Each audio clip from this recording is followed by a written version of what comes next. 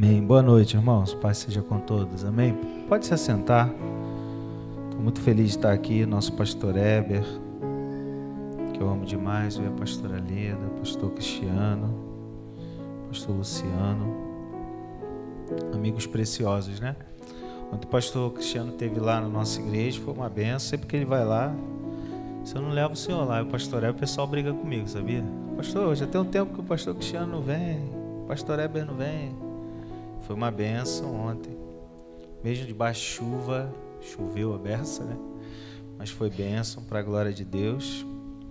Eu estou muito feliz de estar aqui. Peço perdão pela ausência da minha esposa Giovânia, está fazendo lá a faculdade dela. E estou feliz também que quando eu cheguei aqui vi minha amada irmã Rosângela. Fiquei muito feliz de vê-la aqui. Queridos, abra aí comigo. O pastor Cristiano falou que eu posso ficar aqui até meia-noite. Mas... Mateus 16. Nós vamos ler. Eu ia ler só um versículo, mas vou ler um pouquinho mais.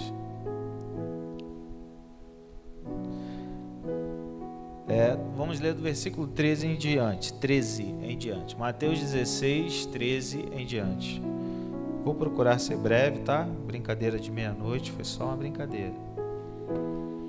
Estou feliz de estar aqui nessa noite. Mateus 16, 13. Quem achou, diga amém.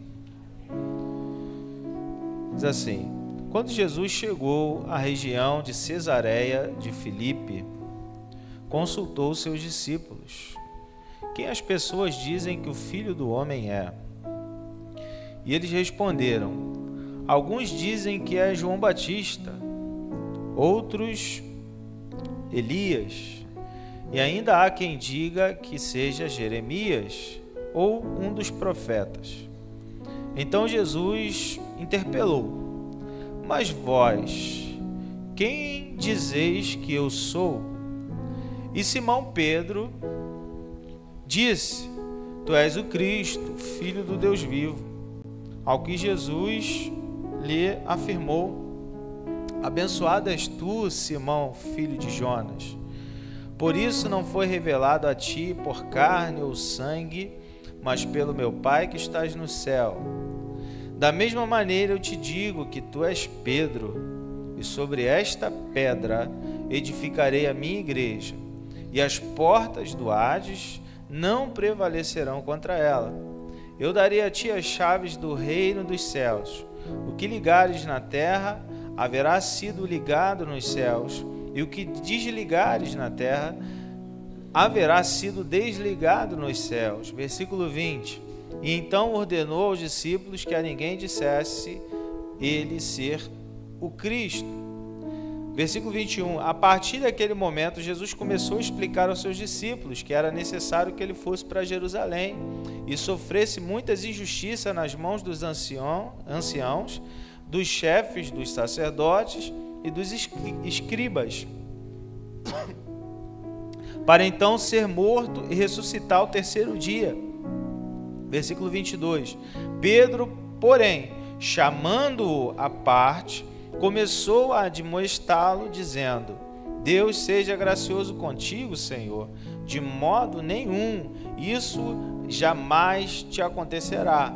Virando-se Jesus, repreendeu a Pedro: para trás de mim, Satanás, tu és uma pedra de tropeço, uma cilada para mim, pois tua atitude não reflete Deus, mas reflete os homens. Somente até aí. Você pode dar um glória a Deus? Eu não vou, deixa eu só chegar um pouquinho para cá, que eu sou meio desastrado. Eu não vou orar, porque o pastor Cristiano já orou, a bênção já foi liberada através da oração. Eu quero refletir com você. Essa palavra, na verdade, é uma reflexão para todos nós, porque eu quero falar de dois tempos da vida de Pedro, bem interessantes aqui. Eu quero refletir com a amada igreja. Foi me dado um tema, metanoia, né?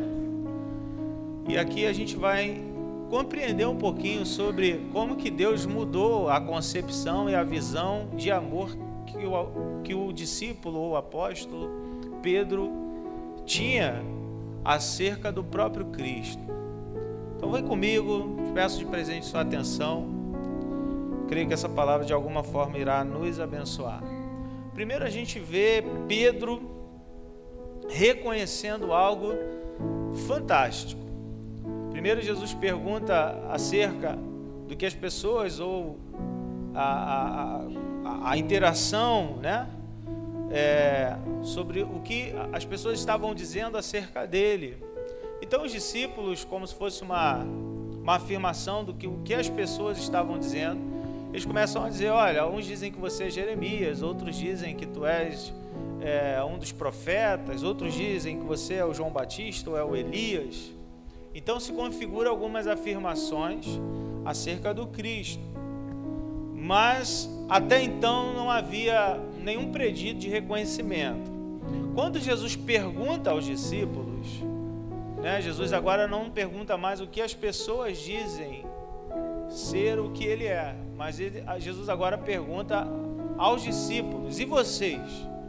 O que vocês dizem que eu sou? E aí Pedro, até talvez por exercer um cargo de liderança, vamos dizer assim, dentro ali dos discípulos, né? Não digo, usei o termo cargo, talvez seja o termo errado, mas uma influência, né? Uma espécie de influência, até por ser talvez o discípulo mais velho ali, adjunto do Cristo. Ele toma a frente e ele diz o seguinte: olha, tu és o Cristo, Filho do Deus vivo.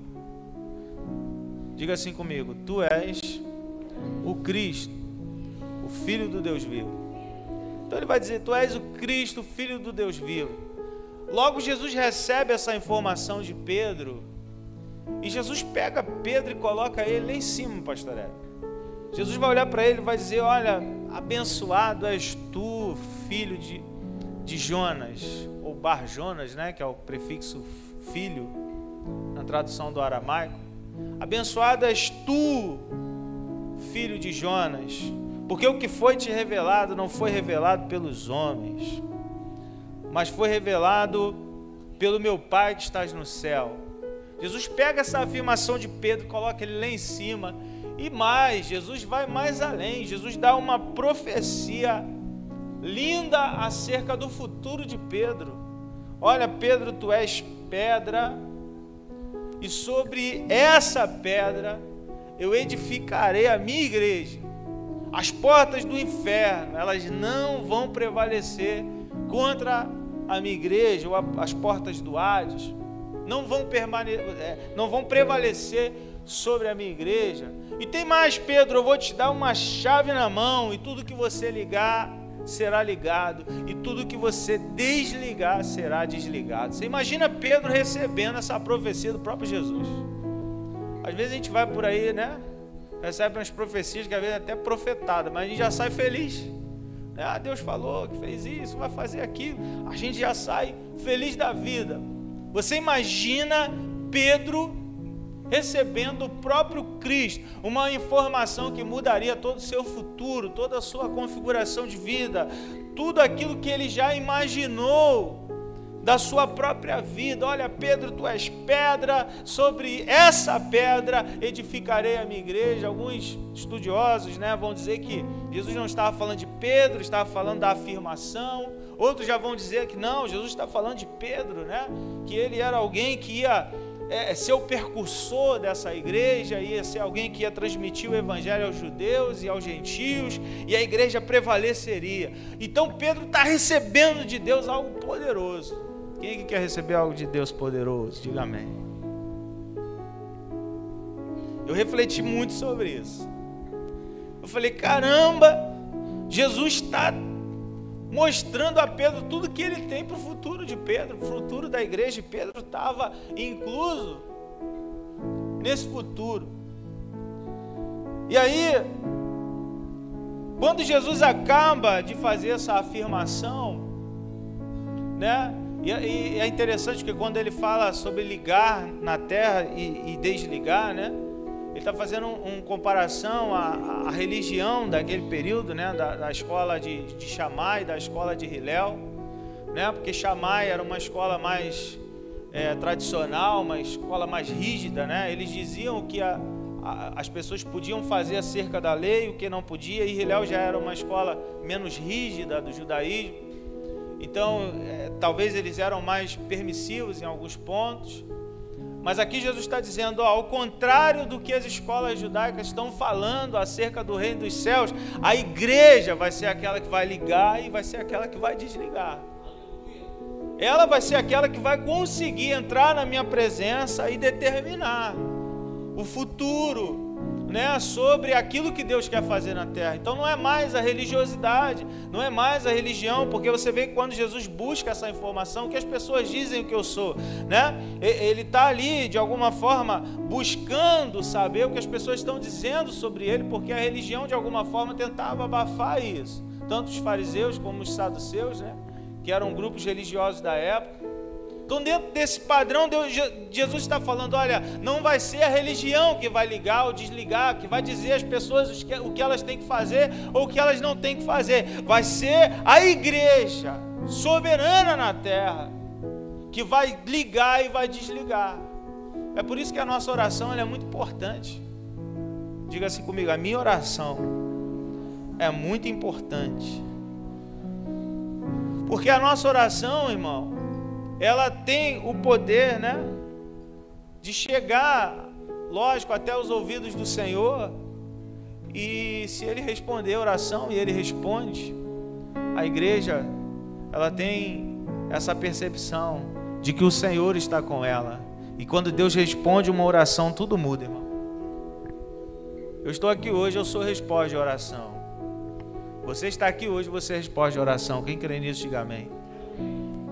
Dentro dessa perspectiva, Jesus pega Pedro, coloca ele lá na primeira prateleira e fala, olha rapaz, você reconheceu algo que ninguém reconheceu, quem te revelou foi o Senhor, então grandes coisas Deus vai fazer sobre você.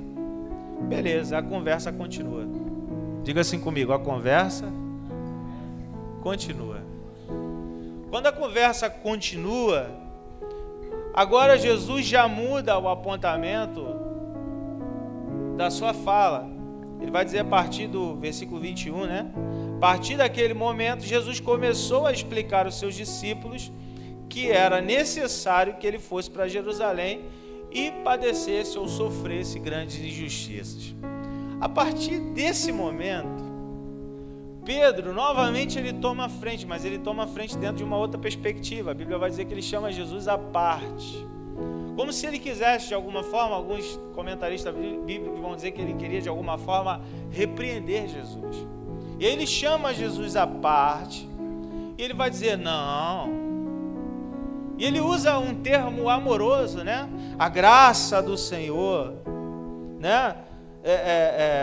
Deus seja gracioso contigo, Senhor, de modo algum isso te acontecerá. Pedro, ele vai dizer o seguinte, olha, Senhor, é o seguinte, não, Deus te ama muito, você é o Filho de Deus, nada disso vai te acontecer. Jamais vai te acontecer nenhuma injustiça, jamais vai te acontecer nenhum sofrimento. Ele chama Jesus à parte e ele vai repreender Jesus sobre aquilo que Jesus estava afirmando, mas ele não vai repreender numa perspectiva grosseira, ele vai repreender numa perspectiva graciosa. Ele vai dizer, não, Deus não vai permitir que isso aconteça com você. Quando Pedro acaba de dizer isso, Jesus, né, vira-se novamente e Jesus olha para Pedro e diz assim, aparta-te de mim, Satanás, ou para trás de mim, Satanás. Espera aí, pastor. Primeiro Jesus pega Pedro e coloca ele na primeira prateleira dos discípulos. Fala que ele é um cara abençoado, bem-aventurado, que ele vai ter na mão uma chave que vai ligar e desligar, ao contrário do que os judeus afirmavam sobre a religiosidade, sobre a religião. Jesus vai dizer que ele vai ser alguém que vai vencer as portas dos infernos junto com a igreja. E agora Jesus está olhando para ele e está dizendo para ele, para trás de mim, Satanás. Eu quero refletir com você 2 pontos. Diga assim comigo, há dias e dias, momentos e momentos. Tem momento, irmão, que você está tão poderoso que se você orar, o fogo do céu cai, gente é curada, né? algo acontece, o poder de Deus se manifesta, mas tem dia que você, tá chovendo, não vou para a igreja não.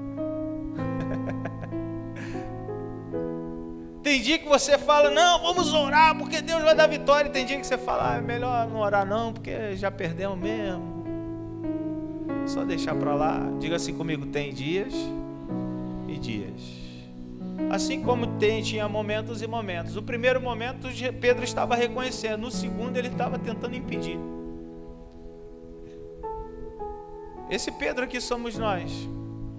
Tem hora que você está cheio de gás, querendo fazer tudo. Tem hora que você não quer fazer nada e você está impedindo gente ainda de fazer. Tem hora que nós estamos cheios da unção, querendo fazer tudo, realizar tudo para Deus. Mas tem hora que a gente está igual Pedro. Não, peraí. Talvez não seja a vontade de Deus, talvez... não, calma aí. E aí Jesus usa esse termo pesado, né? Que a gente interpretou errado a vida inteira. Já vi muita gente dizer, não, Pedro estava endemoniado. Deixa eu te explicar algo que talvez, aqui nessa igreja com certeza você já ouviu, que é uma igreja de palavra. Mas que talvez você não vai ouvir muito por aí. Essa palavra, né, Satanás, na tradução do aramaico, ou melhor, do hebraico, pela Septuaginta, ela foi usado um termo grego, né? E esse termo grego, ele não fala sobre um opositor espiritual. Ele fala sobre um opositor, alguém que, vamos dizer assim, um adversário, alguém que pensa diferente. Então aqui, Jesus ele não está dizendo que Pedro tem o próprio diabo em si. Jesus está dizendo que a fala dele se oposicionou ao propósito. Quem está entendendo isso, diga amém. Então quando ele diz, para trás de mim, Satanás, ele não está usando o termo diabolos, que é o termo utilizado para ser configurado como um termo para falar de hostes espirituais, ou demônio, ou o próprio diabo. Ele está usando um termo adversário. Pedro, você é meu adversário, vá para trás de mim. Em outras palavras, Jesus está dizendo, sai do meu caminho, porque você está impedindo aquilo que precisa acontecer, aquilo que foi definido pelo próprio Deus para acontecer. Mas pastor, primeiro Jesus não está dizendo que ele será o percussor, agora ele está impedindo. Primeiro Jesus está dizendo que ele vai avançar, agora Jesus está falando, dizer que Jesus está dizendo que ele é um opositor. Ele é alguém que não quer permitir que Jesus vá e cumpra o seu propósito. Agora eu vou te fazer refletir. Pedro foi alguém que amou Jesus incondicionalmente. A gente questiona muito por causa do seu temperamento, né? Pedro era um camarada explosivo. Mas Pedro amou Jesus incondicionalmente. Agora eu vou te fazer refletir sobre isso. A grande questão é que o amor de Pedro era um amor possessivo. Pedro queria Jesus só para ele. Quem está entendendo isso, diga amém. Pedro, ele amava Jesus, ele amava tudo aquilo que Jesus fazia, por isso que ele foi o discípulo que andou sobre as águas, por exemplo. Por isso que ele foi o discípulo que estava ali em todos os momentos, praticamente, da vida do Mestre. Por isso que ele foi capaz de cortar a orelha de um soldado que tentou prender o Cristo, porque ele amava Jesus. A diferença é que o amor de Pedro por Jesus era um amor que queria ter Jesus só para ele. Pedro não conseguia compreender a definição da palavra amor no sentido totalidade. Porque eu vou te explicar algo. Quando você ama a sua esposa, quem é casado aqui, diga amém. Só o pastor Cristiano, quem é casado aqui, diga amém. Então você tem que amar a sua esposa, o seu marido, porque é um amor, né, voltado ali à configuração da família, né, do casamento. É um amor que não pode haver traição, é um amor que não pode haver adultério. Agora, quando se trata do amor de Cristo, é um amor que envolve a todos. É um amor que envolve até mesmo aqueles ao qual estavam o matando. Porque assim ele disse ao seu algoz da cruz: Pai, perdoa-lhes, porque eles não sabem o que fazem. O amor de Cristo, ele envolve uma totalidade.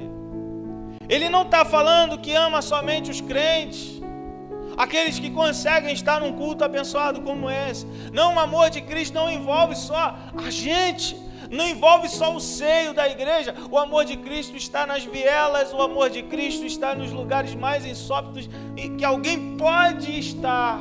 O amor de Cristo está na maior profundeza que alguém pode estar. E o amor de Cristo não está ligado à religiosidade. Era isso que Pedro não entendia. Ele achava que o Messias não era alguém que ia sofrer. Ele achava que o Messias era alguém que ia transpor os seus inimigos, assim como o judaísmo dizia. Ele achava que o Cristo era alguém que não merecia fraqueza ou demonstrar fraqueza, porque ele viu esse Cristo curar o cego, levantar o morto. Mas ele não conseguia compreender que o amor de Cristo não era apenas para os discípulos, não era apenas para as sinagogas, não era apenas para aqueles que de alguma forma concordavam com ele. O problema é que Pedro se colocou como opositor do propósito do amor. Ele não conseguia entender que o amado da sua alma precisaria morrer, pastor Cristiano. A mente dele não conseguia entender que o Cristo morreria. Então o que ele faz? Oposição. Muitos de nós, presta atenção nisso que eu falei que ia fazer você refletir. Muitos de nós somos opositores de coisas que Deus quer fazer. Não porque somos pessoas ruins, mas porque amamos demais e queremos só pra gente.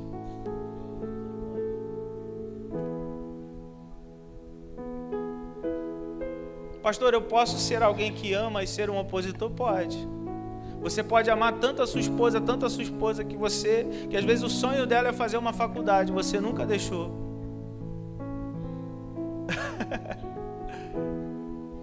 Você pode amar tanto seu marido, que talvez ele teve um sonho na vida dele, você nunca deixou realizar por ciúme, por exemplo, por achar que ele poderia te trair. Você pode amar tanto uma pessoa tanto que você não se desenvolve no reino de Deus, mas por vê-la se desenvolver, você se torna um opositor daquilo que ela está se desenvolvendo. Uma vez Deus me deu uma palavra lá na nossa igreja, não sei se já falei isso aqui, se eu falei vou falar novamente. Diga assim comigo: meu amigo tem direito a ter outro amigo. Amém, irmão? Porque às vezes a gente ama tanto uma pessoa que a gente não quer dar a ela liberdade. Pedro amava tanto a Jesus, que ele não largava a sua arma. Ele queria defender Jesus com todas as suas forças e todas as suas armas. Ele não conseguia compreender que a conotação do Cristo sobre amor era diferente da justiça dos homens. Que a cruz, na verdade, a injustiça, na verdade, era o maior ato de amor que alguém poderia demonstrar pela humanidade. Como que Pedro entendia isso? Ele vai morrer, ele vai ser morto, e eu não posso permitir, ou melhor, Deus não vai permitir. O opositor Pedro amava tanto Jesus que queria impedi-lo de chegar ao seu propósito. E é por isso que Jesus chama ele de adversário. Porque todas as vezes que você impede um propósito, seja por amor ou ódio, você é um adversário. É por isso que está cheio de gente rodeada de amigos, mas que na verdade são adversários. Porque são pessoas que querem você só para elas. Quem entendeu, diga amém. Sua mente está conseguindo chegar? Amém? Pastor, qual é o maior sinal de amor? Liberdade. Mas liberdade não é libertinagem. Porque a liberdade não nos isenta da responsabilidade. Quem é aquele que ama de fato? Bom, é aquele que deixa livre. Porque aquele que fica de fato é aquele que se sente livre para ficar. Porque aquele que fica obrigado fica por pouco tempo. Quem entendeu, diga amém. Às vezes a gente quer criar nossos filhos como se eles não fossem crescer. Eu tenho 2 filhos adolescentes, posso falar que eles não estão aqui? Que eu falo deles lá na igreja e fica, pô pai, não fala da gente não. Tenho 2 filhos adolescentes, de 13 e uma de 12. E aí um dia desse, estava eu e minha esposa lá no centro do Vilar dos Teres resolvendo um negócio de cartório. Aí fomos para aquele ofício ali, que eu esqueci qual é o ofício, que é uma fila, irmão, inacabável. 11 horas da manhã eu não podia deixar de resolver esse problema. Aí a minha esposa, eu vou, tu fica. Eu falei, fica aqui comigo, depois a gente vai almoçar. Mas e as crianças? Eu falei, filha, já tem 13 e 12. Mas quem vai levar eles para casa? Filha, é uma reta, eles vão para casa. Não, mas, filha, eles vão para casa. Peguei o telefone, filho, papai e mamãe tá enrolado aqui, se vira aí. Não, valeu pai, ficou felizão. Falei, chegar em casa tu me liga, hein, cara, senão tua mãe vai me matar. Né? Quem é casado sabe, né? A esposa que manda, né, irmão? Né? E aí, 20, 25 minutos, me ligou, pai, já tô aqui. Falei, filho, cresceu. Vou falar uma coisa aqui com todo o respeito da palavra, irmão.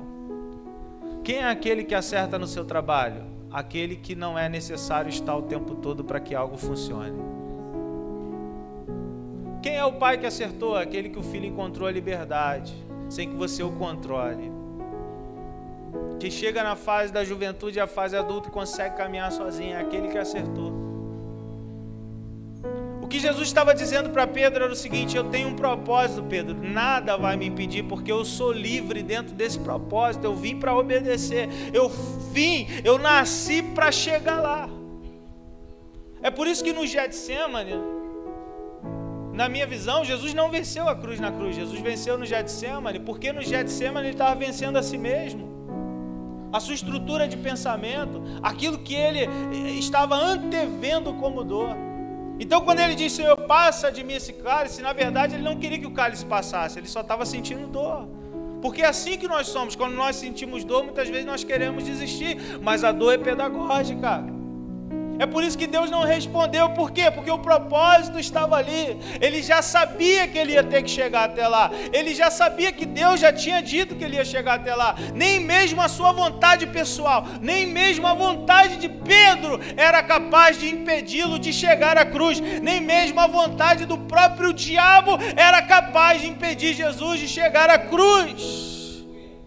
Jesus estava 100% livre da sua capacidade de caminhar para o seu propósito. É por isso que o amor de Pedro não podia paralisá-lo. Somente está conseguindo entender? Amém ou não amém? Quando Jesus fala para ele, para trás de mim, Satanás, Jesus fala uma coisa fantástica que corrobora com o que nós estamos falando aqui. Tu és uma pedra de tropeço, uma cilada para mim, pois a tua atitude não reflete Deus, mas sim os homens. A pedra que a igreja vai ser edificada, seja no reconhecimento ou no próprio Pedro, segundo as pessoas dizem, os estudiosos. Agora Pedro não é mais uma pedra de edificação, agora Pedro é uma pedra de tropeço. Mas Jesus fala algo tremendo, que faz a gente compreender como que Pedro amava Jesus e como Jesus estava tratando isso nele. Jesus olha para Pedro, se não trava a língua, né? Para Pedro, e Jesus olha para ele e diz assim: a sua atitude não reflete Deus. A primeira refletiu Deus, a segunda não refletiu Deus. A segunda refletiu quem? O diabo? Não, a segunda refletiu os homens. Pedro amava tanto que ele não conseguia conter-se na medida de compreender que aquele ao qual ele ama é livre.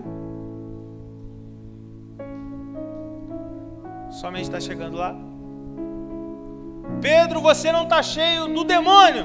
Pedro, você está cheio de coisa que tenta me prender a você. E você precisa compreender que para você ir ser o percursor da igreja, como você será, você precisa se desprender. Por quê, pastor? Porque ninguém é dono de ninguém, irmão. Não é isso, pastor Hélio? Quantas pessoas chegam no nosso gabinete, às vezes bate lá, pastor, o senhor me dá minha bênção? Tá a bênção aí, irmão.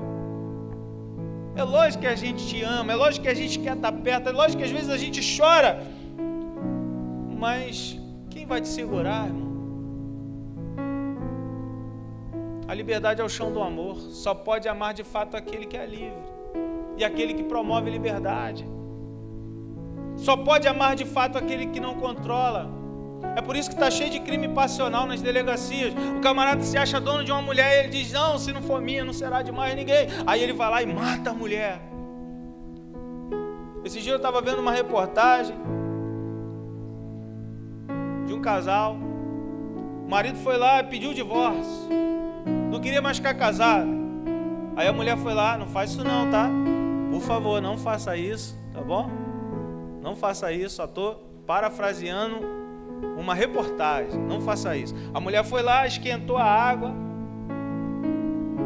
Quando o camarada dormiu, ela foi lá, jogou e deformou o camarada. Se você não é meu, você não será de mais ninguém. Que espécie de amor é essa que consome? Que espécie de amor é essa que não promove liberdade?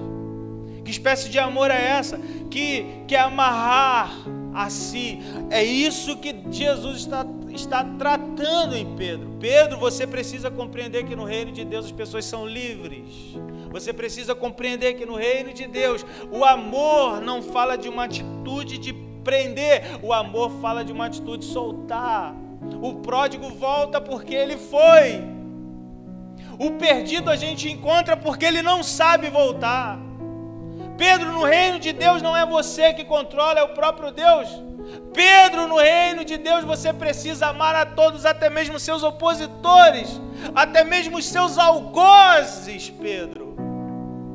Porque quem não compreende isso não consegue compreender a caminhada.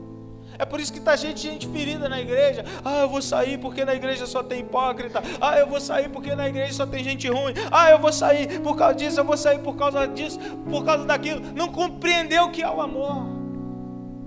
Não compreendeu o que é um chamado. Não compreendeu o que é a pedra, a rocha, que a Deus edifica. E não compreendeu algo que o apóstolo Paulo vai dizer, que ele guarda os seus tesouros em vaso de barro.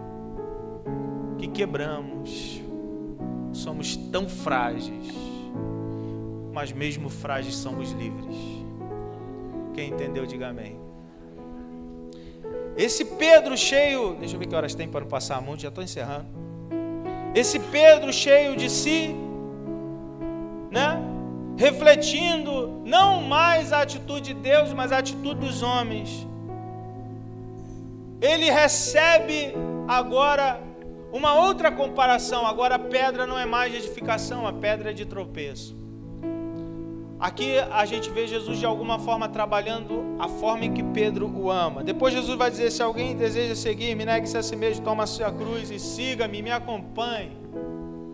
Em outras palavras, Jesus está dizendo, olha, aquele que quiser me seguir precisa lidar melhor com os seus conceitos pessoais e negar isso.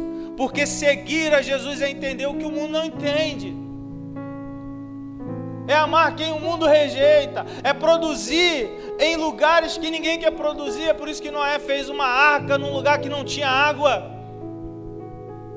É por isso que o apóstolo Paulo, ele consegue ir para o lugar que ele vai morrer, mesmo depois de receber uma profecia que ia morrer. Só quem entende isso é quem entende o que é o amor a Deus, e a seu propósito e a sua palavra. Pedro precisava compreender isso.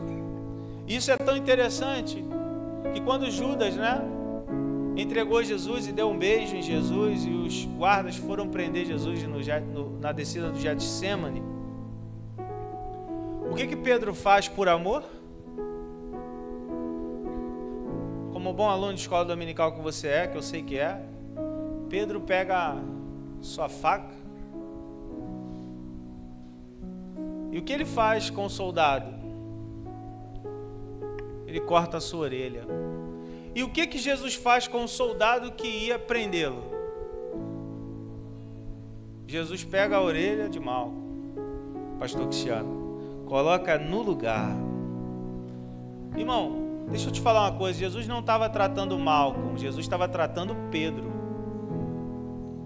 Você imagina você defender alguém por amor?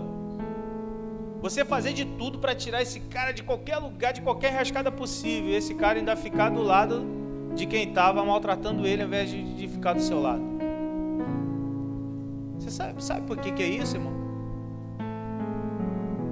É igual, às vezes, o policial que está defendendo ali a vítima, e a vítima fica do lado do bandido. Como que esse policial vai ficar com a cabeça? Pô, estou defendendo o cara e o cara está do lado do bandido. Jesus recebe o beijo dos Judas, recebe a ordem de prisão dos soldados, é contido por eles. Pedro vai defender Jesus, e ele pega a faca ou a espada e corta a orelha. Jesus, ao invés de dizer ao Pedro: olha, Pedrão, valeu pela força, porque você veio comigo e a gente vai lutar junto contra esses soldados. Não, Jesus faz diferente.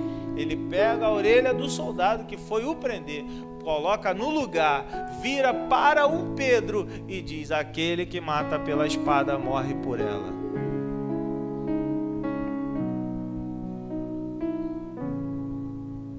Em outras palavras, Jesus estava dizendo para Pedro: não é esse tipo de amor que vai te fazer resistir no reino de Deus. Somente consegue entender?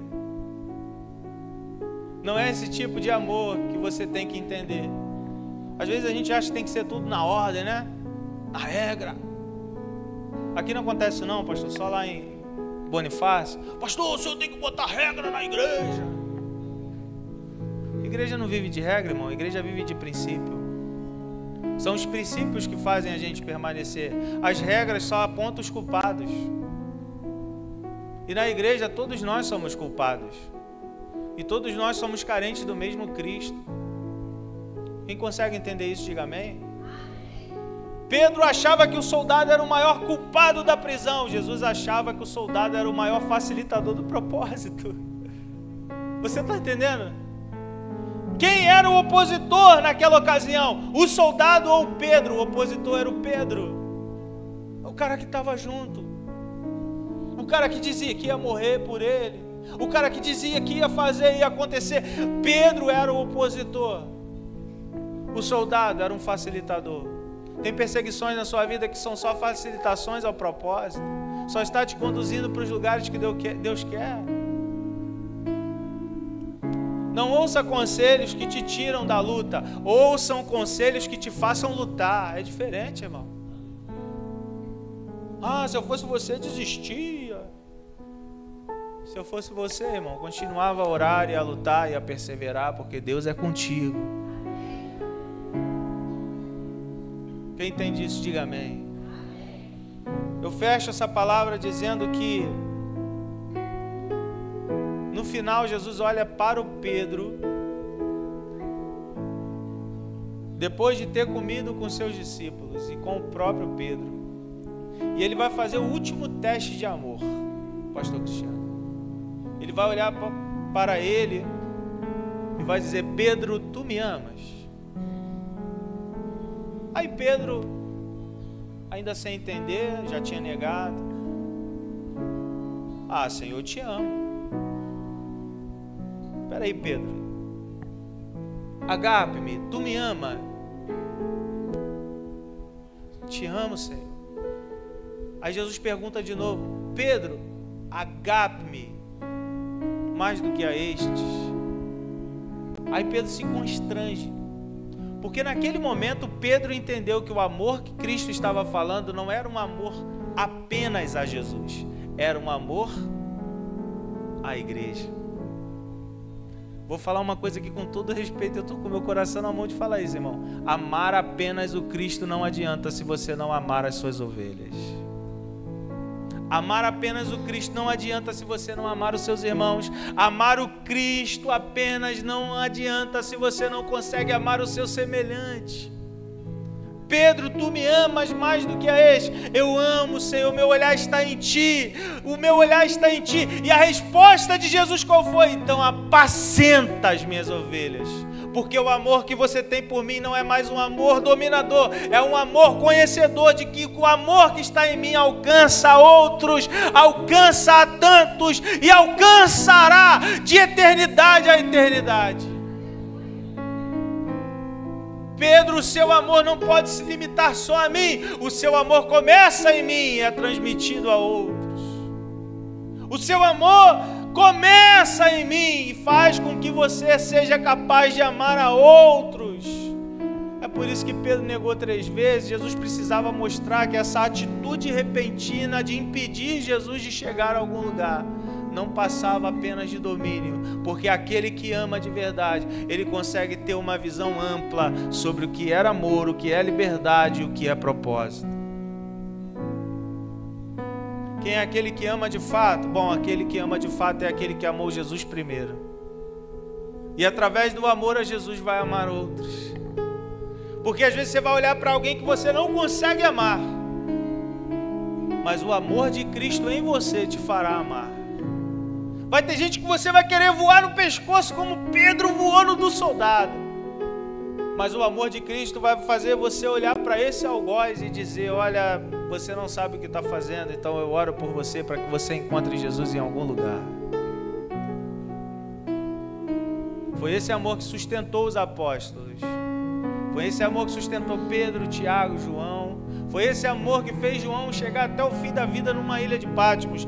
Foi esse amor que fez Paulo viajar o mundo em 4 viagens missionárias para refletir sobre o crescimento do Evangelho, para fazer com que as pessoas sejam alcançadas pelo Senhor.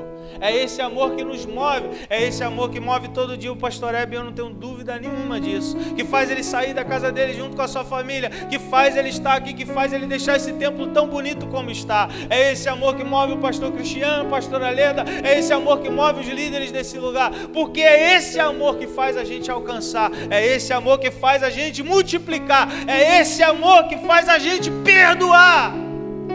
Pedro, tu me amas.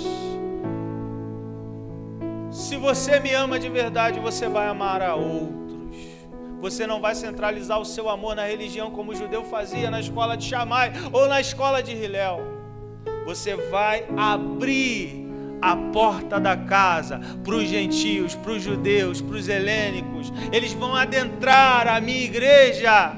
E ainda que sejam opositores da verdade, como os apóstolos enfrentaram os falsos mestres durante muito tempo, e nós enfrentamos até mesmo hoje, mas a igreja é uma porta de amor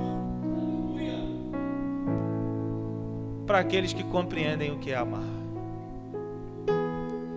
Só existe o ferido, ou melhor, vou mudar a minha frase. Toda pessoa ferida é uma pessoa com dificuldade de amar. Quem entendeu, diga amém. Porque aquele que se curou, ele é capaz de amar até mesmo o seu algoz. Que Deus te abençoe. Que essa palavra gere metanoia no seu coração, na sua vida. Amém? Agradeço meu amado pastor Heber, meu amado pastor Cristiano. Passei um pouquinho do horário. Desculpa. Vamos aplaudir Jesus, amém?